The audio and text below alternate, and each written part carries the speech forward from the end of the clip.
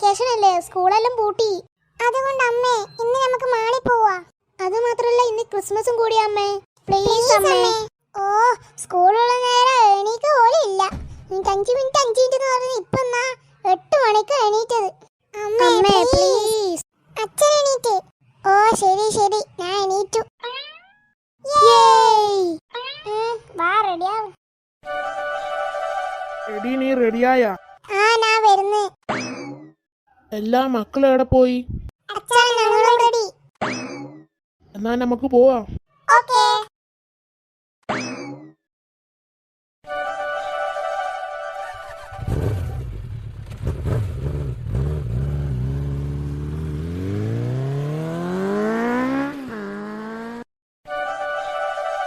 ഇതെന്ത് വലിയ മാള അച്ഛാ?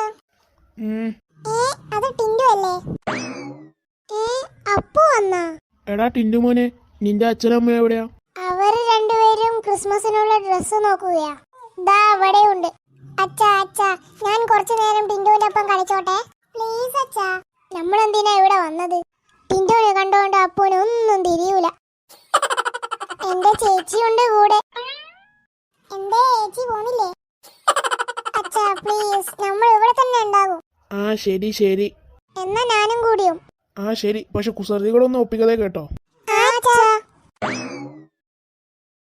എല്ലാടാ അപ്പു നിന്റെ ആന്റി എവിടെ? അയ്യോ ആന്റിയെ കൂട്ടാത്തത് ഭാഗ്യം. അത് നീ പറഞ്ഞ ശരിയാ. എന്താണ് നീ അന്തം വിട്ട് നോക്കുന്നത്?